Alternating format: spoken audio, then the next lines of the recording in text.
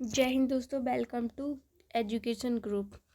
आज की वीडियो का पहला क्वेश्चन है, किसी एक सीमित क्षेत्र में बोली जाने वाली भाषा है। किसी भी एक सीमित क्षेत्र में बोली जाने वाली भाषा क्या कहलाती है? वो कहलाती है बोली। ऑप्शन बी इसका करेक्ट है, ऑप्शन बी। अगला क्वेश्चन है, भारत में सर्वाधिक बोली जाने वाली भाषा। ऑप्शन दिए हैं हिंदी, उर्दू, भोजपुरी, बांग्ला। तो इसका जो राइट आंसर है ऑप्शन ए, हिंदी। भारत में सर्वाधिक हिंदी बोली जाती है। भारत में सर्वाधिक क्या बोला जाता है, कौन सी भाषा बोली जाती है? तो वो है हिंदी। ऑप्शन ए इसका करेक्ट है। अगला क्वेश्चन है, काव्य भाषा के रूप में प्रसिद्ध है। काव्य भाषा के रूप में कौन सी भाषा प्रसिद्ध है, ये बताना है। तो ये है ब्रजभाषा। ऑप्शन ए इसका करेक्ट, ब्रजभाषा। अगला क्वेश्चन है, राजस्थानी भाषा किस अपभ्रंश से आई है? राजस्थानी भाषा जो है वो किस अपभ्रंश से आई है, ये बताना है। तो वो आई है सौरसैनी अपभ्रंश से। Option B, option B Shauraseni अपभ्रंश। अगला क्वेश्चन, मानक हिंदी के रूप में स्वीकृत है। मानक हिंदी के रूप में कौन सी भाषा स्वीकृत है, वो बताना है। ऑप्शन दिए हैं पश्चिमी हिंदी, पूर्वी हिंदी, खड़ी बोली, और ऑप्शन डी है इनमें से कोई नहीं। तो ये है खड़ी बोली, ऑप्शन सी। ऑप्शन सी इसका करेक्ट है, खड़ी बोली। अगला क्वेश्चन है, किस राज्य की भाषा हिंदी नहीं है? ये बताना है कि किस राज्य की भाषा हिंदी नहीं है।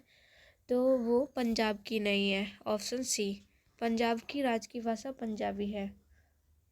Option C. अगला क्वेश्चन है,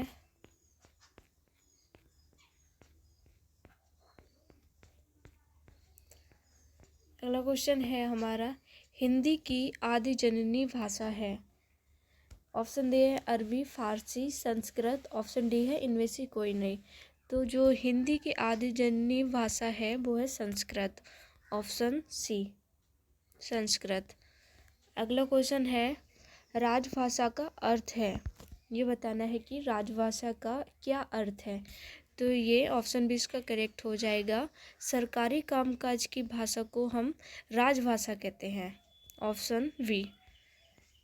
अगला क्वेश्चन है, हिंदी किस परिवार की भाषा है? ऑप्शन है द्रविड़, ऑस्ट्रिच, भारोपीय, चीनी। ये ऑप्शन दिए हैं। तो ये हिंदी जो है भारोपीय परिवार की भाषा है। ऑप्शन सी, ऑप्शन सी इसका करेक्ट है। अगला क्वेश्चन है, हिंदी का संबंध किस शाखा से है? तो जो हिंदी का संबंध है वो है ईरानी शाखा से। ऑप्शन ए, ऑप्शन ए इसका करेक्ट। अगला क्वेश्चन है, मैथिली का उदय किस अपभ्रंश से हुआ है? यह बताना है कि मैथिली भाषा का जो उदय हुआ है किस अपभ्रंश से हुआ है। तो ये हुआ है मागधी। ऑप्शन ए इसका करेक्ट है, ऑप्शन ए। अगले क्वेश्चन की बात करें तो ये है, सिंधी भाषा का विकास किस अपभ्रंश से माना जाता है? तो ये ब्रांचड अपभ्रंश से माना जाता है। Option B, option B branched. अगला क्वेश्चन है, पूर्वी हिंदी का उदय किस अपभ्रंश से हुआ है? ये बताना है कि पूर्वी हिंदी का उदय किस अपभ्रंश से हुआ है। तो वो हुआ है Ardhamagadhi. Option B, option B Ardhamagadhi. अगला क्वेश्चन है, कौन सी बोली पश्चिमी हिंदी की नहीं है? इनमें से बताना है कौन सी बोली पश्चिमी हिंदी की नहीं है। ऑप्शन दिए हैं ब्रज, कन्नौजी, बघेली, बुंदेली। तो ये बघेली नहीं है, बघेली भाषा पूर्वी हिंदी की है। ऑप्शन सी इसका करेक्ट हो जाएगा, बघेली। अगला क्वेश्चन है, पश्चिमी हिंदी की सबसे महत्वपूर्ण बोली है। पश्चिमी हिंदी की जो सबसे महत्वपूर्ण बोली है वो कौन सी है, ये बताना है। तो वो है ब्रजभाषा। Option B. अगला क्वेश्चन है, ब्रजभाषा का संबंध किस अपभ्रंश से है?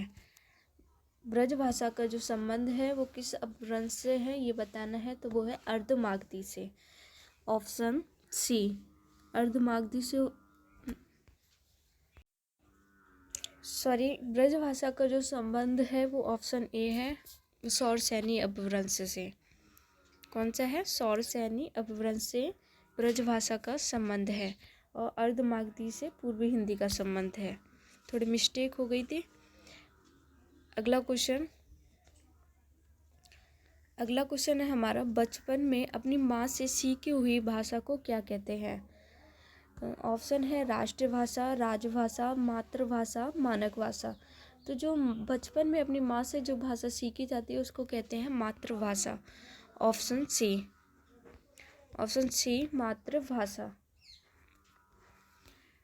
अगला क्वेश्चन है, 11वें विश्व हिंदी सम्मेलन 2018 का आयोजन कहाँ हुआ था?